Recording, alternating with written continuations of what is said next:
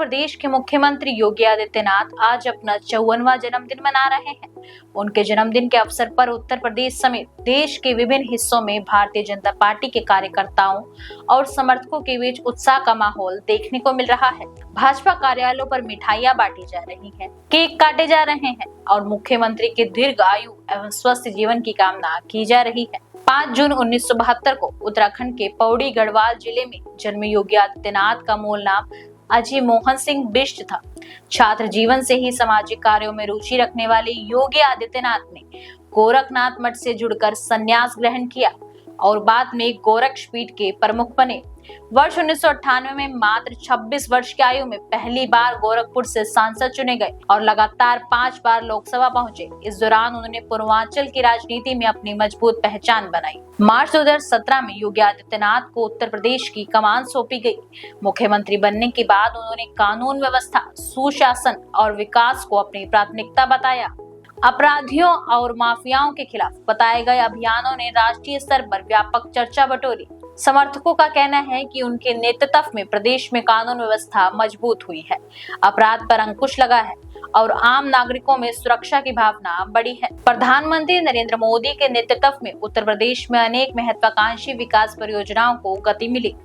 Double engine सरकार के तहत केंद्र और राज्य के समन्वय से Purvanchal expressway, Bundelkhand expressway, Ganga expressway, defence corridor, नए एयरपोर्ट, मेडिकल कॉलेज, औद्योगिक गलियारों और निवेश परियोजनाओं को बढ़ावा दिया गया। राज्य सरकार का दावा है कि इन परियोजनाओं ने प्रदेश के बुनियादी ढांचे को नई दिशा दी है और रोजगारों के अवसरों में वृद्धि की है। धार्मिक और सांस्कृतिक विरासत के संरक्षण एवं विकास में भी योगी सरकार की भूमिका प्रमुख रही है। अयोध्या में श्री राम मंदिर निर्माण से जुड़े विकास कार्य, दीपोत्सव का भव्य आयोजन, काशी विश्वनाथ धाम कॉरिडोर, मथुरा वृंदावन क्षेत्र के विकास और धार्मिक पर्यटन को बढ़ावा देने के प्रयासों ने उत्तर प्रदेश को वैश्विक स्तर पर नई पहचान दिलाई है।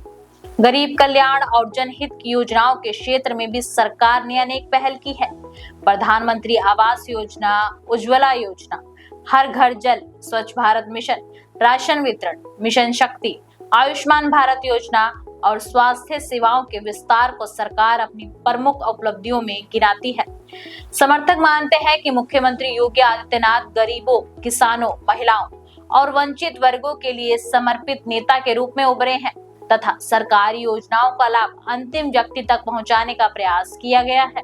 शिक्षा और स्वास्थ्य के क्षेत्र में नए मेडिकल कॉलेजों की स्थापना, जिला अस्पतालों के उन्नयन, डिजिटल सेवाओं के विस्तार और निवेश आकर्षित करने के लिए आयोजित ग्लोबल इन्वेस्टर्स समिट जैसी पहलों को भी महत्वपूर्ण माना जाता है। सरकार के अनुसार इन प्रयासों से उत्तर प्रदेश निवेशकों के लिए आकर्षक गंतव्य के रूप में उभरा है। वर्ष 2022 में योगी आदित्यनाथ ने लगातार दूसरी बार मुख्यमंत्री पद की शपथ लेकर नया राजनीतिक इतिहास रचा। लगभग 4 दशक बाद उत्तर प्रदेश में किसी मुख्यमंत्री की पूर्ण बहुमत के साथ दोबारा सत्ता में वापसी हुई। इससे उनके नेतृत्व और संगठनात्मक क्षमता की बड़ी सफलता माना गया। हालांकि उनके कार्यकाल में बेरोजगारी, भर्ती परीक्षाओं में पेपर लीक, किसानों की समस्याओं और अन्य जन सरोकारों को लेकर विपक्ष लगातार सवाल उठाता रहा है। इसके बावजूद योगी आदित्यनाथ आज देश के सबसे प्रभावशाली मुख्यमंत्रियों में गिने जाते हैं और राष्ट्रीय राजनीति में भी उनका नाम प्रमुख नेताओं में शामिल किया जाता है। आज उनके 54वें जन्मदिन पर समर्थक विकास, सुशासन, कानून व्यवस्था और जन कल्याण के क्षेत्र में किए गए कार्यों को याद कर रहे हैं। वहीं राजनीतिक विशेषज्ञ मानते हैं कि उत्तर प्रदेश की राजनीति में उनका प्रभाव लगातार बढ़ा है और आने वाले समय में राष्ट्रीय राजनीति में उनकी भूमिका और महत्वपूर्ण हो सकती है। क्या योगी आदित्यनाथ आने वाले वर्षों में केवल उत्तर प्रदेश की राजनीति तक सीमित रहेंगे या राष्ट्रीय स्तर पर उनकी भूमिका और आर्थिक मजबूत होती दिखाई देगी? देश की हर खबर सबसे पहले